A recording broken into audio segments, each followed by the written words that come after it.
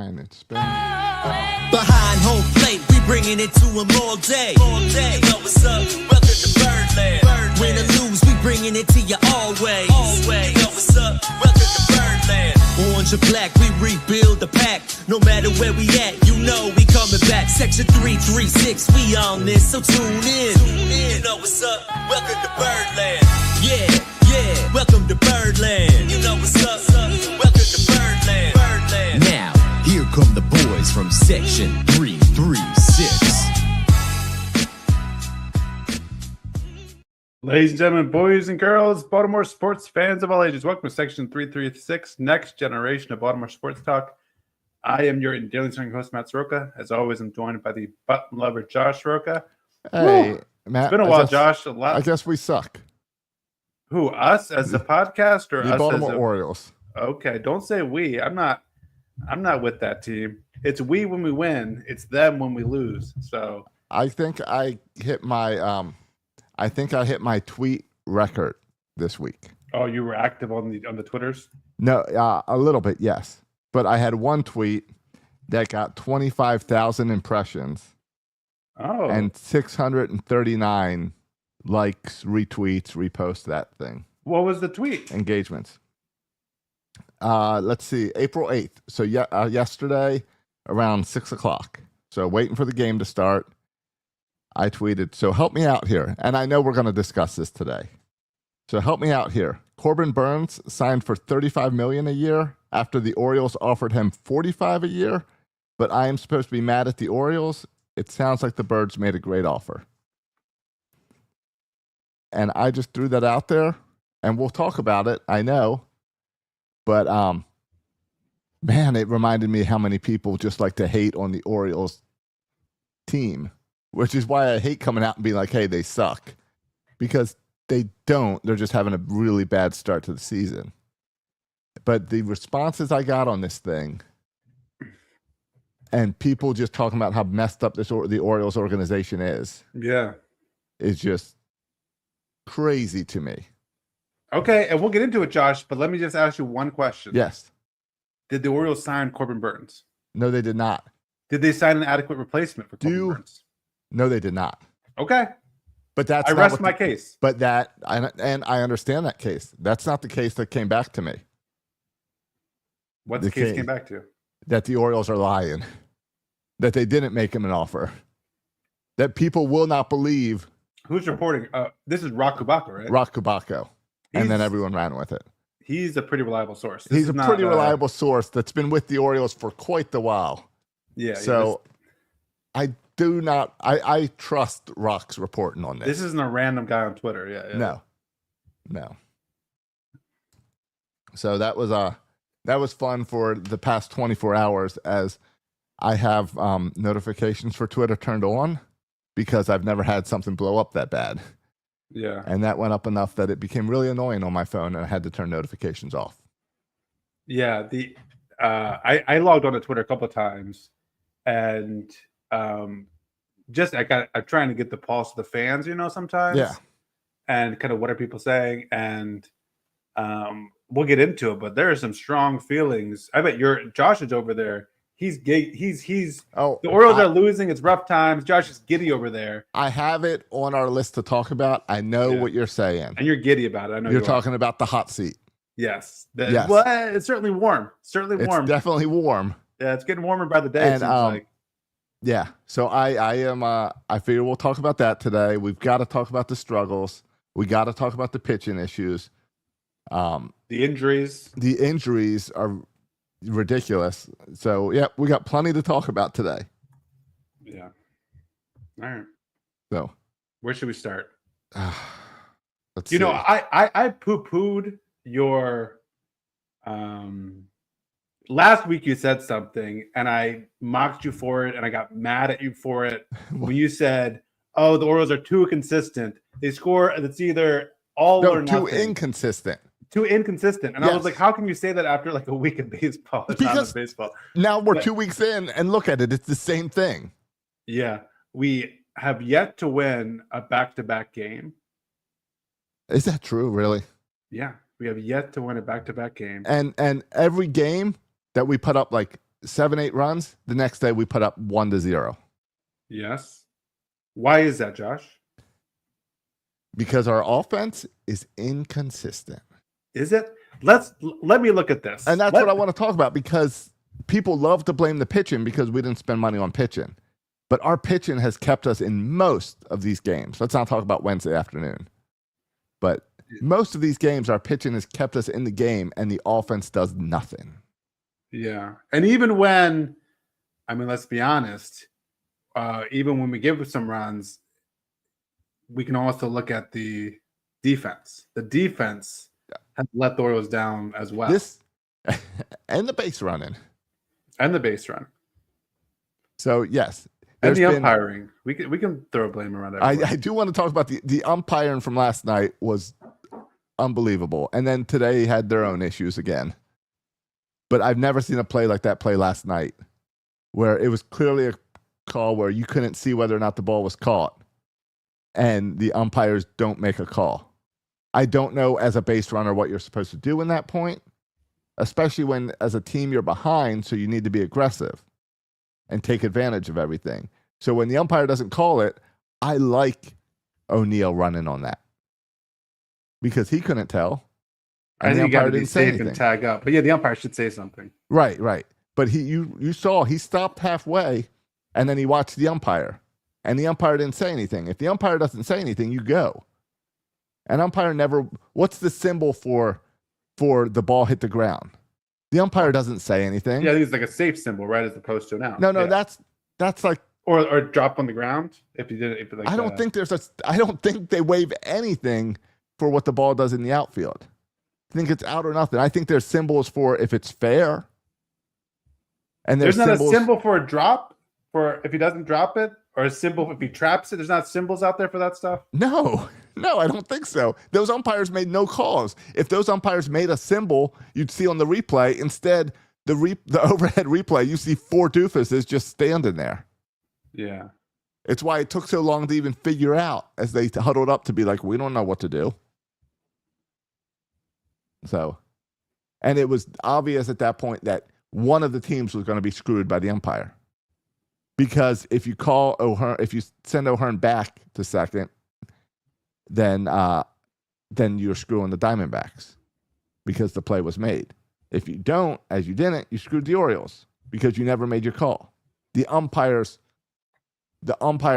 perhaps cost us that game yesterday, but as a team, you should never put yourself in the position that the umpire is going to cost you the game. And I think that game, we still had an opportunity, and poor base running by Mateo, who did exactly what Mateo needs to do. I know we're talking real detail about one game, but Mateo is on this team to steal bases, and that's what he did. He stole second base. We used him late as a pinch runner. I was like, yes, finally you're using Mateo right. Yes. Yeah. He wasn't playing center field. You used Mateo right, and he stole second base for you, and then he stole third base for you. He did everything right, except there's one out at that point? Or no outs?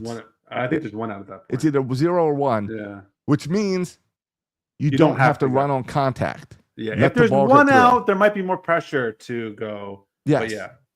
But again, he did everything right until that point. And Hyde used him in the proper way. So it was just frustrating to see the Orioles lose a game that they had chances to win. Yeah. So and I know you were just heaping praises on Hyde and how he's using his players, but man, you're going straight into the hot seat. We're not even at the 10-minute mark. Well, I'm not looking at the hot seat stuff. I'm not even looking at position. I don't even think you set the show up. We just jumped straight into let's complain about this team. Yeah. Normally we get into some personal stuff. I'll leave that. But we score a lot of runs and then we don't score any runs. Yes. So can we just look at this? Can I just look at this for a second? Lineup construction. Yeah. And I don't think lineup construction matters all that much. But except what you're seeing here, different constantly. He's doing wild things.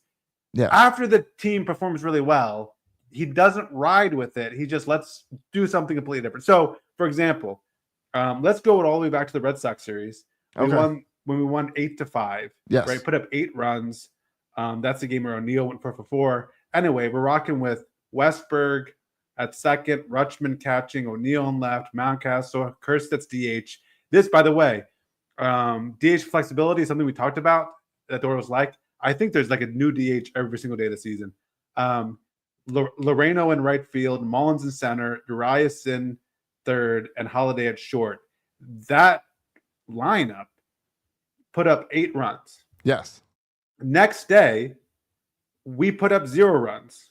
What changed in the lineup? Well, Rutschman was moved to DH. Sanchez was catching. Yes. Mateo was playing short.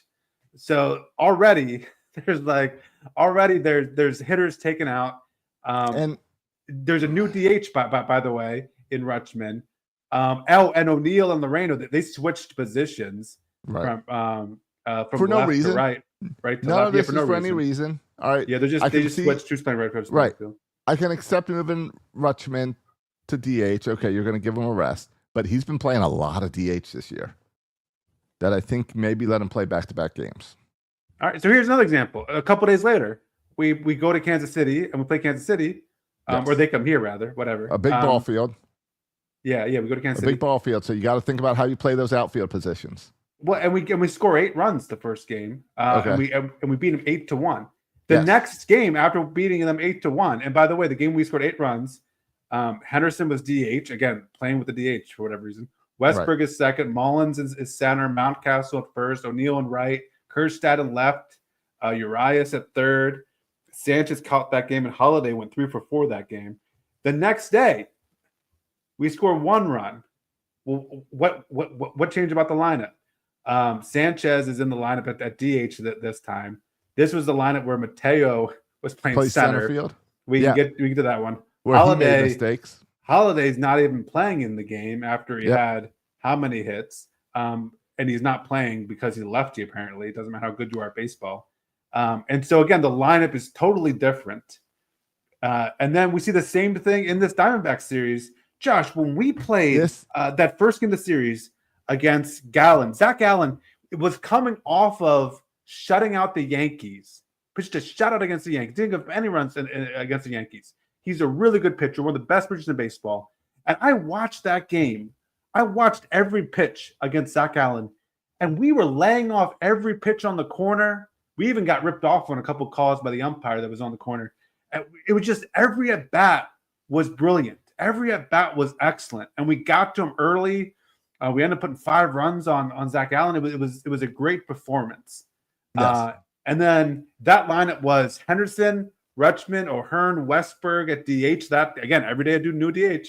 Mullins in center, Mountcastle at first, Kerstedt, Urias, and Holiday, of course, playing second base.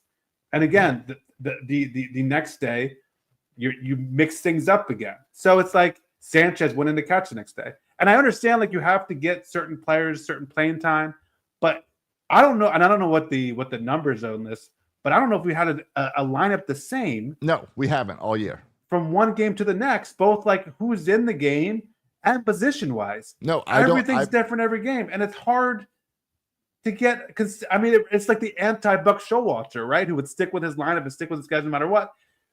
Oh, and this is the opposite. It doesn't matter who's hot, doesn't matter who's playing well. We're gonna mix things up every day. And I have to think that's somehow related to the inconsistent performances on an offense if you don't have even somewhat consistent lineups. So I just to confirm my thought that we have not used a lineup, I went and checked ChatGPT.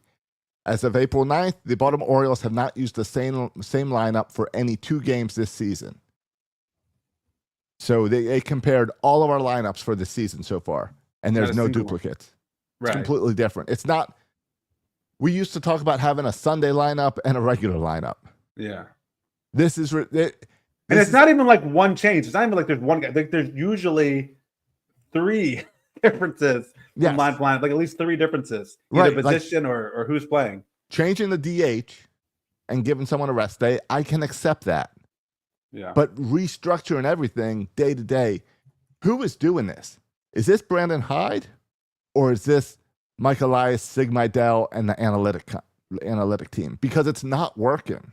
Well, how much of and I know some of this was brought on by the injury of Colton Cowser, but like players get injured, it doesn't mean you have to go panic and kind of just go wild with the lineup.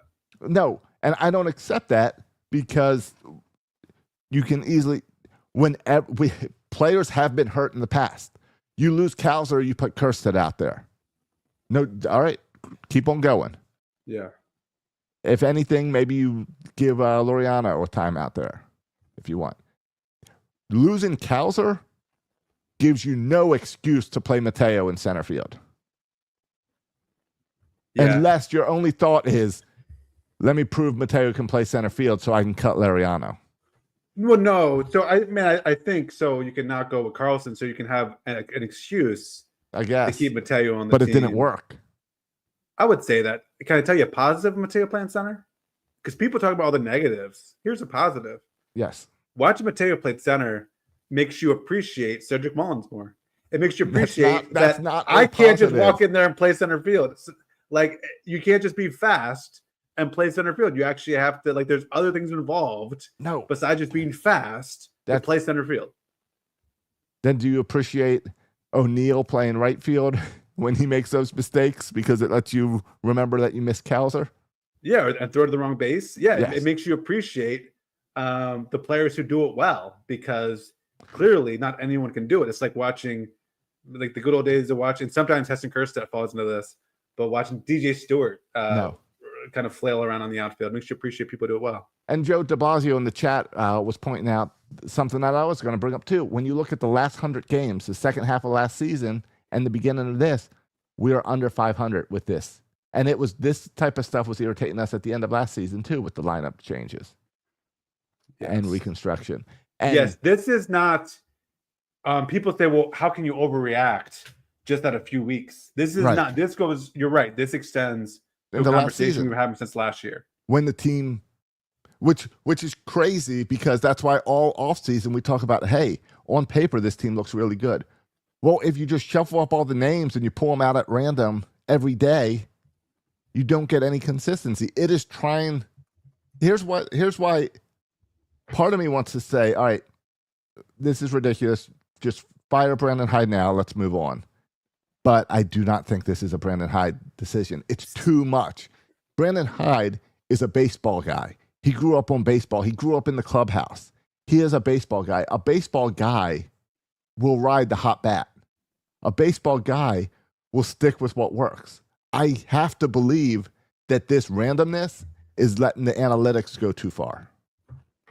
It's the only thing that I can make sense of it in my head, because I do not believe a baseball manager would do this. Okay, well, I don't think Mike Elias is going anywhere. Sorry. No. But I think the buck stops with Brandon Hyde. It does. But does Brandon Hyde approve all these lineups? Is he allowed to override? Or is the reason that Brandon Hyde has been here for 7 years or whatever because he's just a yes man? You know, I think there's a lot more that goes into managing than just lineup construction. Right. I mean, it would be interesting to know, not just lineup construction. Like, I mean, a big deal is the Mateo in center field. Like, whose call is that? Yes, exactly. Because I have a hard time, Josh. You say, well, you know, it looks like analytics. I have a hard time, any analytical person saying, hey, this guy who doesn't play center field, let's throw him in center field because he's fast. That doesn't sound like analytics to me. Maybe I'm wrong on that. No. I feel like maybe the analytics take it are just based on offense, and then they're like, all right, Hyde, here's your lineup, figure out positions. Okay. Well, I think positions is the bigger problem that I have than the lineup even. I want to see a consistent lineup. I've been arguing, and this is my whole argument for years, that and this is should not be a wild take, but it seems to disagree with Hyde. And maybe it does with Elias too. There's no way to know kind of how much friction there is with these two entities. But like my thoughts is always like just play your best players the most, and don't sweat too much the platoon stuff. Just play your best players. I agree. Lose and win with your best players. And I feel like that's why I feel like it can't be Hyde, because Hyde's a baseball guy. Because there is no eye test, there is no feel for the game, there is no feel for your team in this lineup construction. And the reason you know there's no feel is because when they have a hot lineup, they don't follow it. When Jackson Holiday goes 3 for 4, you give him a rest day. Like he overworked himself by getting 3 hits. Yeah, and the switching in positions with Westberg and Holiday and moving Makes around no the infield, sense. the switch between right and left field with O'Neill and Laureano. It is resting Cedric Mullins because Height said something about like history with lower injuries. Like, I mean, what's the guy? It's 6 years old. He can't play for a week straight. Where it's not like we're in game 120 when he's resting, or like in game 10. What are we talking about here? Resting, Right? Kind of ever to the Iron Man, and we're talking about 10 games. So yeah, that I don't think it's. I mean, players have to perform, and we did. Like Elias brought in a bunch of, quote unquote lefty killers. I mean, this is the whole deal with O'Neill and Sanchez. They were brought there to hit left-handed pitching, and so when they don't do it, they kind of make you look bad. So I pulled up last year's stats. How many different lineups do you think the Orioles used over 162 games? I would say they probably used 100 different lineups. 144 different lineups. Yeah.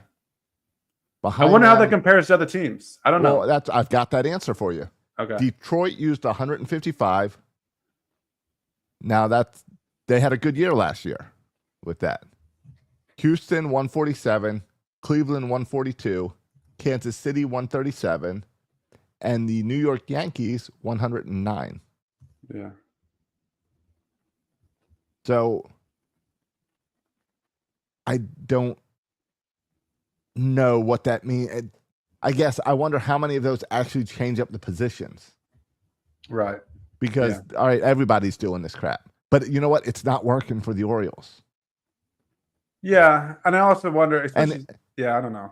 And the Yankees, 109 different batting orders, did have the consistency of every single one of them had Aaron Judge and Juan Soto in it. Yeah, and probably batting 2 and 3 every time in the same positions. Well, yes. Aaron Judge might have moved a little bit with positions. Yeah, so I mean, I think that's something certainly to keep an eye on. Josh, but zooming out, one could argue maybe a little overreaction on our part. I mean, the Dodgers just lost a series to the Washington Nationals. Why aren't we talking about the Dodgers losing the series to the Nationals? Like, stuff happens. Because the Dodgers started out their season hot and showing what they could do. The Orioles haven't had any consistency this season. Well, and the Braves, who a lot of people picked to win the World Series, they got off to a really bad start as well. Part of this is during the course of the season, there's ups and downs, and it just part of, and it kind of evens itself out throughout the year. Yes, or one would hope. Yes, but I would say the difference is looking at last year and looking at how things fell apart last year, and that it just seems to be continuing this year. And when you have that inconsistency in the number of runs scored day to day to day to day, I don't know what else to point to except for this stupid lineup. Yeah. And I don't know. For me, it puts Brandon Hyde on the hot seat because someone has to be on the hot seat with this team. And is it fire him on April 10th? No. But if we're looking at May 1st and this team is still at the bottom of the AL East, you've got to shake things up. And Buck Britton's got to be your guy. You got to say, hey, the players. Here we go. Let's get at it, Josh. This is the whole thing. Josh just wants all this to. Are you behind this whole movement to get rid of Hyde just so you can install your boy Buck Britton? I think that with this lineup construction and position randomness, and it feeling like it's drawn out of a bucket every game, you're going to lose players. Brandon Hyde's talking after this game about, well, we're going to take an off day, and then I'm going to tell coaches to be positive and remind these players how good they are.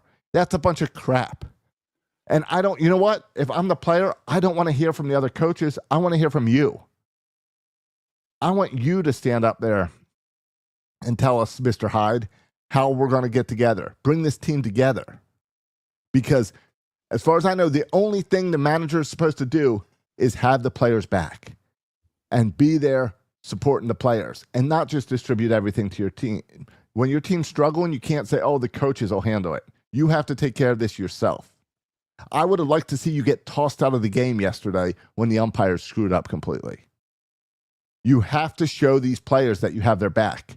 And the way you handled it yesterday, the way you handled today with the blocking at second base, the way you're handling this lineup every day is not showing the players that you have their back.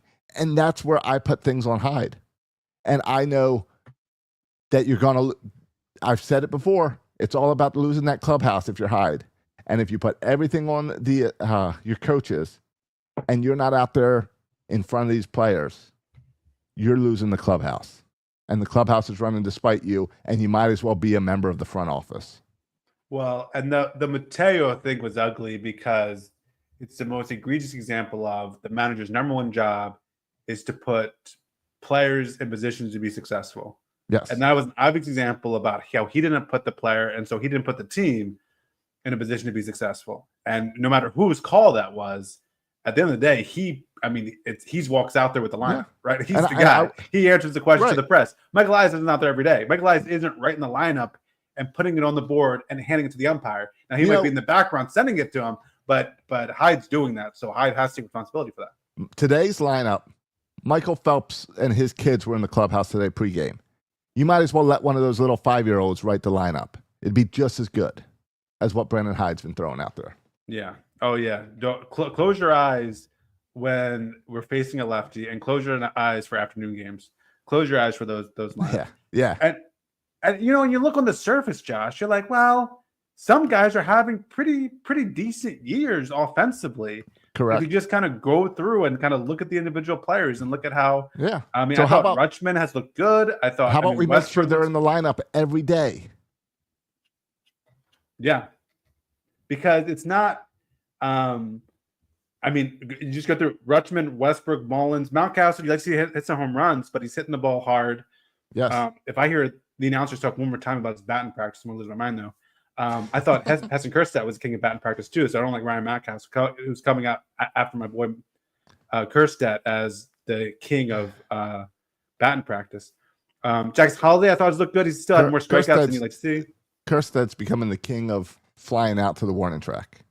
Yeah, he is struggling to get that extra 10 feet this year. Josh, they're going to turn to home runs. Just wait for it. I know they are. It's why I keep picking Kjerstad every day, because I'm like, he's going to get the extra 10 feet today, and he doesn't. Yeah. And then you had guys, I think Gunner's starting to put it together, but he struggled coming out of the gate, which is understandable. And they, like I mentioned before, the lefty killers, Sanchez, Mateo, Laureano, they have been terrible. There's no other word for it. They've been terrible. And so that's, but again, Josh, what do Sanchez, Mateo, and Laureano also have in common? They're should not be everyday players, right? Correct. Those aren't everyday players. All the other everyday players are okay. Like, they're doing okay besides Gunner, and he's going to get it together. Yeah. And so the weakness of the offense is not the starting 9. It is the bench platoon players. Right. The problem is Hyde is using the bench platoon players just almost as much like everyday players. Yeah. Exactly. And my other complaint with the lineup is Jackson Holiday. He's playing great. So let's give him more opportunities. Move him up out of that 9 hole. He's showing he can hit the ball. Play him every day and slide him up a little bit. Oh, Holiday? Move him into 8, move him into 7. Yeah, Holiday. Yeah. And he's flopped around a little bit in the lineup, but I'm cool with him being near the bottom still for a while. But like, why has Gary Sanchez played in 6 games so far? I know. Like, why does he need to play? Like, I like Gary Sanchez. No, but he should have played 2 games so far. Yeah, exactly. Yeah, exactly. He should be your Sunday catcher. Yeah, and Laureano the same way. Why has he played 7 games? And some of that is, pinch hitting and stuff, and of course related to the Cowser injury. Right. But they're getting in these guys are getting into way too many games. And Ramon Arias, even his 10 games is more understandable.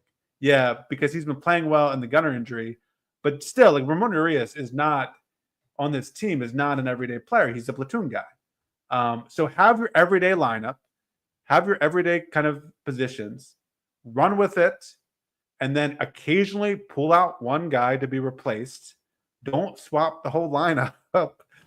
All right. Anyway, we talked about lineup construction enough, but yeah, and I don't know, Josh. At this point, this team is not built. This team is built to win.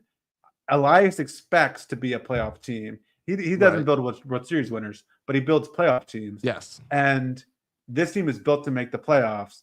And if we're not in a direction headed for the playoffs, the Hyde thing, I think, has to become a real conversation. Yes. But he's ridden Hyde for a long time, right? Yes. Like this is not, and that's why he just showed up. So I wonder about his willingness to move on from Hyde. Oh, he won't. He won't, because and that's where I have decided that Hyde is a yes man for the front office. Hyde is more of the front office than of the clubhouse. You don't know that, Josh. No, he seems like a club. He was started as a clubhouse guy, right? Then why? He has a reputation of being a player's coach. Then why, when he says he's not a player's coach, because he made that clear tonight by saying, "Well, after the off day, I'll have the coaches talk to them about how they're good players." That's not the coach's role. That's your role. Do you have that clip to play, Josh? I didn't hear that. Let me find it. All right. I'll find it. I'm just saying, I feel like he is all about building relationships, and he's all about being he's not, for example, by players coach, he's not like old school, like some of these more old school coaches. He seems to be more kind of understanding these players more, building relationships with these players. But certainly also, like, you never would have gotten a job. I mean, Elias hired him, so he never got a job if Elias didn't think he would kind of get in line with his. All right. I don't have the video, but this is tweeted by Matt Wyreach from the Baltimore Sun beat reporter. Okay. Brandon Hyde says that after the day off tomorrow, he plans for his coaches to preach positivity to the Orioles players and remind them that they're really good players in their pre-series meetings Friday ahead of the 9-game homestand. That's similar to what we tell our 8U guys. Yes, you do as the coach. You don't go to the parents and say, "Go remind your kids they're good at baseball."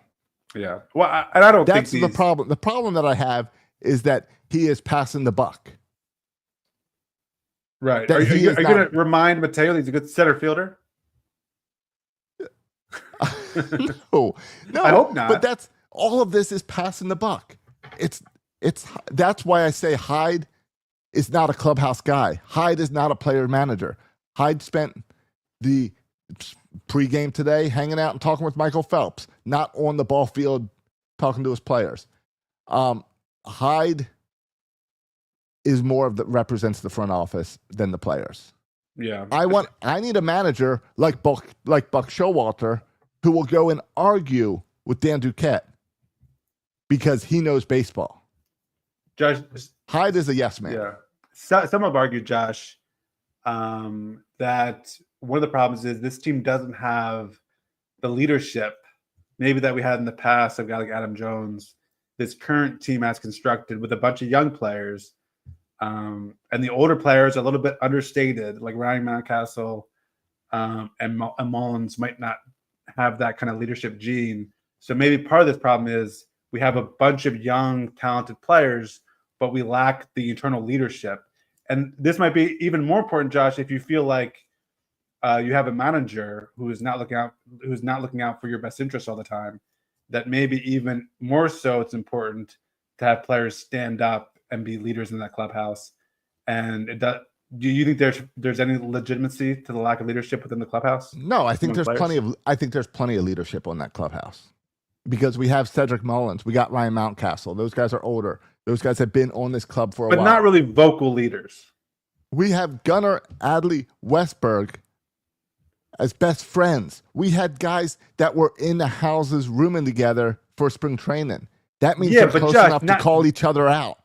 Yeah, call each other out when they misplaced one of their Lego pieces in their I think they have enough leadership. Now, do they have someone in there that's going to say, is Gunnar going to stand up and say, guys, why is Mateo in center field? No. Well, no, you that's a private group chat conversation. And you know what? It might be time. I know it's early, but maybe it's time for a players only meeting. Well, that's what I'm saying. Who would call that? Adley Rutschman or Cedric Mullins would have to call that. Yeah. I don't know if they're the type to do that. Well, someone's got to. And you know what? Maybe Kyle it's Gibson. not. He's not even there yet. No, I think the key is that it needs to be not one player, but it needs to be that little trio of Adley, Gunnar, Westberg. Call it together. Yeah, maybe that's a trio. All right. And we also have, remember, we have veteran presence in O'Neill and in Eflin. They're newer to the team, but Zach Eflin especially has a lot of respect on this team where they could call it together as well. Yeah. And Kyle Gibson does too when he gets there. Yeah, Kyle Gibson's getting his first start at Norfolk tomorrow, so that's hopeful. Yeah. That's a fun matchup, by the way. Yeah. Spencer Strider. You see that for Kyle Gibson? It is. It looks like a major league matchup. Yeah. Okay. Can we talk about some other stuff? How much of this too, Josh? Like, okay. To be honest, going forward, I know the lineup has been inconsistent. I agree with you. I wasn't ready last week to say I agree with you. I'm ready this week. They've been inconsistent. They need to get better from day in and day out. But I think in the end, I just think we have too many young, talented players in offense. I think we're just going to finish in top 5 in offense. Even with all the screwing of the lineup, I think we're going to be okay. I still go back to my big concern is pitching. And that pitching, every time we talk, Josh, yes, someone else has gotten injured in that ridiculous. Pitching staff. And this is becoming to the point where I'm starting to get concerned, not just for tomorrow, but I'm starting to get concerned about this entire season if we don't have enough pitching to get us through. Now, I mean, Zach Eflin it's not even close. He is our most consistent, best starter on this team, and there's no one who's close to second. He is our ace currently on this staff in terms of who's healthy, and now he goes out with injury. Yes.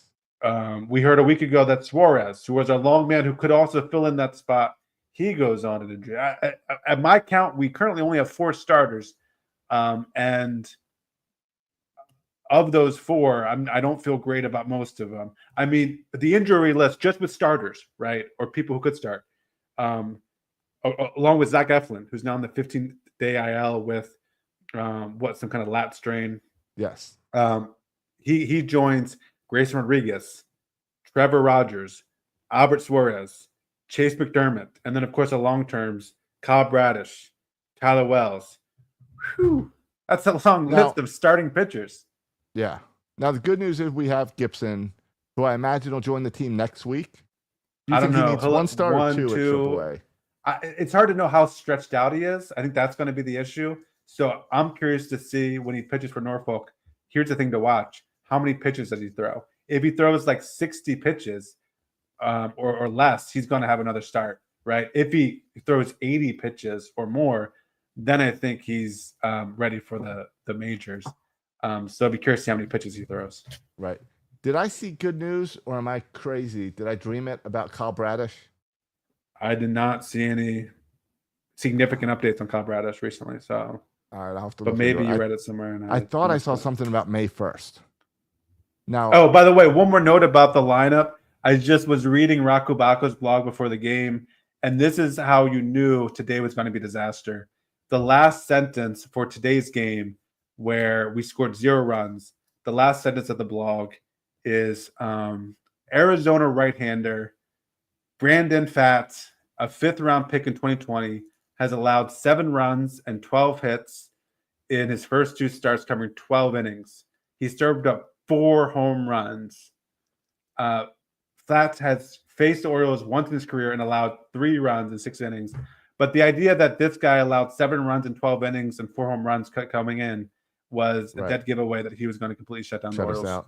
Even though we got to the better pitcher, Zach Allen, just a couple days before.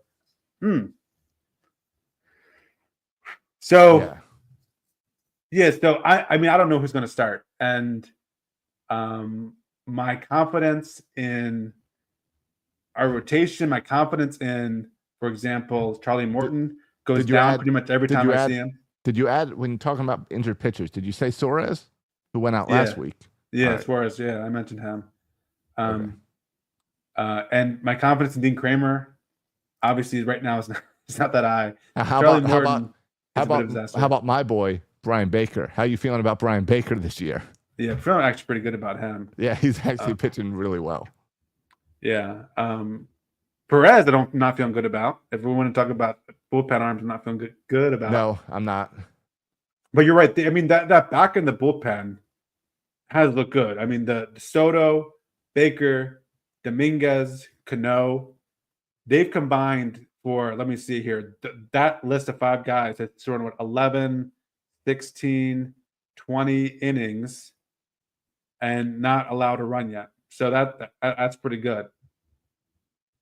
A nice ERA of 0 for Baker, Soto, and Dominguez. And that's why this pitching staff, even with our rotation, not making it past 5 innings most of the time, our pitching has kept us in most games. Yeah, it's also annoying that if you would have told me that Baker, Soto, Dominguez, Cano, right, it's all pitched 4, 5, 6 innings and giving up 0 runs, all of them. Yeah, I said, we got a pretty good record. What's our record? Exactly. Show me our record. And record's not that good right now. Right. So, I mean, it's kind of like the offense, right? Where there's guys who are having really nice years. But you combine that with the struggles of Dean Kramer, with the struggles of Charlie Morton, and it matters less with the struggles of Perez, if you want to throw that in there too. I saw Cade Povich ERA went from over 6 to under 3 just this evening. Did you see that? He didn't even pitch, and his ERA went from 6 to 3. What did he do? How? Because the Mateo misplay in center that led to 3 runs. Oh, they called it an changed error? from a hit to an error. That so makes sense. All those runs were unearned, and so Cade Povich's ERA went down. And Bobby Witt's batting average went down too. Makes me happy. Yeah. So, yeah, Josh, the starting pitching thing. Yes. Isn't this a big deal? It's totally a big deal. The Zach Eflin injury is a big deal. It's a big deal. He's clearly our best pitcher, and the other guys struggle to get through the 5th inning. So it's a big deal. Yeah. This could, Josh, so let's say hypothetically Dean Kramer can't figure this thing out. Charlie Morton can't figure this thing out. Seguno can't go more than 5 innings. This could spiral into a disaster situation, right? This could very easily turn into, you look up, let's say, for example, if Eflin can't come back for 3 weeks or something, you could be looking up here at the end of the month, and how many games are you winning with Morton and Kramer and Seguno? It's possible you don't win that many games unless the offense scores 8 runs a night. You're not winning a game 3-2 with this rotation. You're not. Right. So Eflin's missing 1 game. Who's going to get that start? I don't know. Like, is it time to already bring someone up from AAA? Brandon Young. He's not a starter, though. He's a bullpen guy. No, he's a starter. He's had 2 really good starts. Yeah, he's had 2 really good starts for Norfolk. So then let's see him up here. Because you might as well take a flyer on someone. I don't care if he's not ready. Have you seen our pitching staff? Yeah, I mean, the answer's going to be Kyle Gibson. But right, you're right, because we can bring. Yeah, if they can work out the math for Gibson. Yeah, I don't know how that math works out. If you can give people enough rest to get the. As long as Gibson does okay tomorrow, I think you can make it work. Yeah, it also, I always think about in situations like this, I always feel bad for certain guys like Chase McDermott. I kind of feel bad for him because this is one of those prime examples where he would have been the guy, right? Like he would have been getting the starts now. But because of his injury, he's not. And so it's like, you feel bad for the guys who are hurt, and you feel bad for the guys who are hurt who would have been the next man up. But now they're not. And we do the Kyle Gibson signing is now like, I don't know what we would do if we didn't have the Kyle Gibson signing. Right. Because we're short on bodies as starting pitchers. Yeah. Which also brings me to the whole Gary Sanchez signing thing, because we were okay with signing Sanchez because we're like, well, we don't want Basallo to just ride the bench. So let's let him play Norfolk a little bit more because we don't want him riding the bench. And now we've signed Gary Sanchez with expectations that he's going to be playing in more than half of the games. That's ridiculous. I would have had Samuel Basello up here if I wanted him that much. Yeah, I don't understand. Like, I like Gary Sanchez, and but again, I thought he'd be our Sunday catcher. Right. I thought he was going to be the veteran, kind of talking pregame stuff with Adley, going over things, and helping behind the scenes more. Not getting starts at DH. What? Right. What? He should never be a DH. Why would you make him your DH when you also have O'Hearn or O'Neill that could DH, or anyone else, or Urias? Yeah, or Kerstead, however you want to do. Or Kerstead if you want to put Laureano out there. Yeah. Yeah, you're right. Sanchez should never get a spot at DH. Yeah. And I kind of like Adley going to DH when Sanchez catches. But again, that should be no more than once a week. Correct. Yeah. Correct. Yeah. So we get an off day tomorrow, though. Yeah. What's our schedule looking like coming up here? We get an off day tomorrow. A much needed off day. Yeah, it's always fun to go into an off day, travel in across the country after a 0-9 loss. Yeah, but at least you're coming home. We are coming home. So we start off on Friday. We got 3 games with Toronto, Friday, Saturday, Sunday. We get an off day, and then we get 3 games with Cleveland. Oh, I didn't realize we had another off day. So that's the math, I think, will be fine for our pitchers then. Yeah, I think with the multiple off days, as long as Kyle feels good tomorrow, we should be okay. Yeah, 2 off days in 5 days. Yeah. You could skip a starter if you need to. Yeah. You could, especially since after we have 3 with Cleveland, 3 with Cincinnati, and then we get another off day. So we have 3 off days within 10 games. 10 days. Yeah, so you can make that math work with 4 pitchers. So, yeah, we'll be all right. Yeah. Then we go to again, I don't feel great about the 4 pitchers we have, but yeah. Right. We will have bodies. Works. The math works. Yes. Yeah, the math works. We'll have bodies to pitch. So Toronto, who we split with to start the season, and looked okay, but still showed that inconsistency. Yeah. By the way, Toronto, they signed Vlad Guerrero, 14 years, $500 million. Yep. Just always to point out when teams re-sign their stars. Just like to point that out. Yep. When everyone else makes extensions and we're still sitting there. We're too busy going over 12 different lineups for the day. Yeah, we don't have time to work on extensions because we're running the math on every different possible lineup construction. Exactly. And somehow we still picked the bad one. Yeah. So then we got a day off. Then we got Cleveland for 3, Cincinnati for 3, a day off, Washington for 3, Detroit for 3, New York for 3. So we don't have an easy April. There is that to say. But this team is supposed to be a whole lot better than we've seen. Yeah. No, and Zach Eflin needs to come back before we see those torpedo bats. Yeah, he should be back by then. And I'd like to see Kerstead start working out with a torpedo bat tomorrow on his off day because he needs that extra 10 feet. Yeah, that's true. But Aaron Judge doesn't use a torpedo bat. No, does he not? He doesn't. Okay. Yeah. Well, Aaron Judge is a different specimen of a guy. Yeah. No, the talk of those torpedo bats sure quieted down right away, didn't they? Yeah, well, because then they didn't score as many runs the next year. They had a big weekend. Yeah, it was a classic case of overreaction, I think. Yes. And bats don't hit you home runs. Right. They're not even steroids here, people. They're tweaking. I wish torpedo bats brought us to a new steroid era of the long ball. I'd love to see someone knock out Sosa and McGuire out of those top records. But what about Bonds? Oh yeah, Bonds. I forgot about him. Yeah, he never took steroids.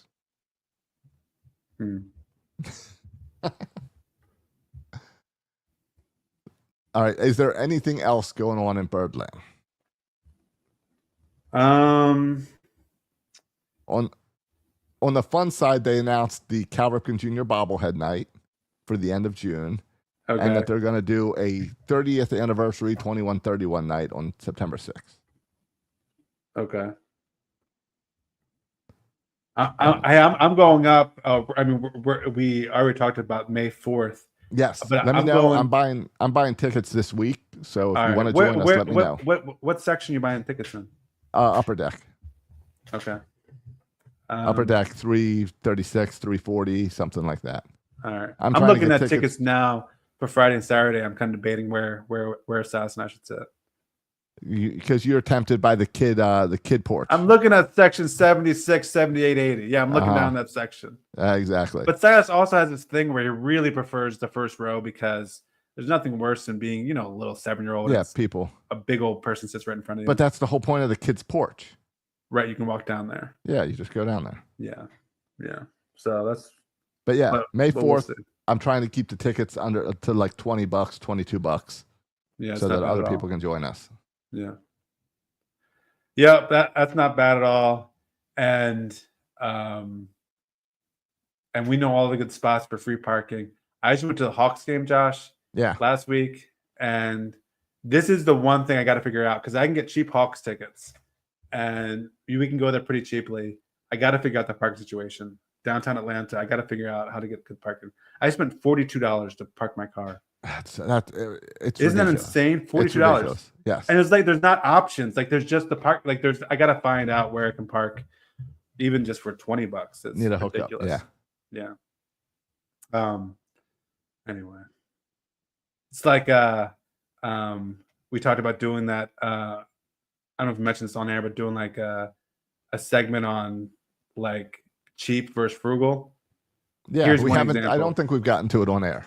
Okay. It's been an all fair conversation. I like the conversation. Yeah. Do we have time to talk about it now, or should we save it for next week? Let's save it for next week. Okay. I like that we actually talked Orioles for 99% of the show. Yeah, good for you. I don't want to mess it up now. I don't want to mess it up now at the end because this is an Orioles podcast. It's an Orioles podcast, and I think there's a lot of Oriole fans that have felt the way we've been feeling, and I think us getting out that stress and frustration the past 50 minutes is probably good for Birdland. Yeah. Hey, one positive of Hyde is like very few people are criticizing Mateo, even though he's the person that was the knucklehead in center. Very few people are criticizing the players for their struggles because there's been so much heat on Hyde. So isn't that one good thing that Hyde is taking all the heat so the players don't feel the heat? You trying to pull this like welcome to the out of people zone. Being bad. This is the no spin zone. No, this is the opposite no spin zone. This is the spin zone. Let me spin. All right. Yeah. It's I'm not even gonna touch that. I was about to make a political comparison. And I would just leave it alone. I would too. Tariff's good. Spin it. Exactly. Yep. So let me know this week if you want to join us on May 4th because we're going to purchase tickets this week. Yeah. And otherwise, we're going to add 125% to it. Oh yeah, that's how we roll. Yep. Because where are you getting those tickets from? Those tickets made here in America? Do they make tickets anymore? Yeah, they don't. No, tickets cost more than ever. There's more fees than ever, and they don't even give us a physical ticket. Don't even get me started about the fees. Hyde. The fees nowadays cost more than tickets to these sporting events. The fees are more than the actual ticket. Oh, man. Oh, I think I'm just going to start blaming Brandon Hyde for all my complaints and all my issues. If I get a flat tire, it's Brandon Hyde's fault. Thanks, Brandon. Thanks, Brandon. I like that. Well, we should have stopped this podcast at the 48-minute mark. What was those Brandon bumper stickers that were going around during the election season last year, or like all last year? Yeah, the thank you, Brandon. Wasn't that it? Was it thank you, Brandon, or F you, Brandon, or whatever? Yeah. Well, I think the sentiment was the same, whatever it said.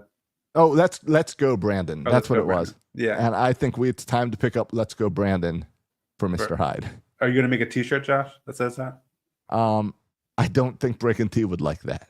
Okay. But are you going to at least do the clown nose? Is he going to get a clown nose like you did for Angelos? I've been playing with selling some shirts that Breaking T does not want to host, and I might need to go with a clown nose, Mike Elias or Brandon Hyde.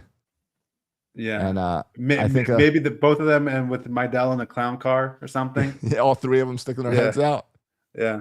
But I think this episode will be called "Let's Go, Brandon." Yeah, hey, listen, sports is a tough gig. I mean, Mike Elias came in here, took one of the worst franchises in all of baseball, turned us into a perennial playoff team, and now we're roasting them.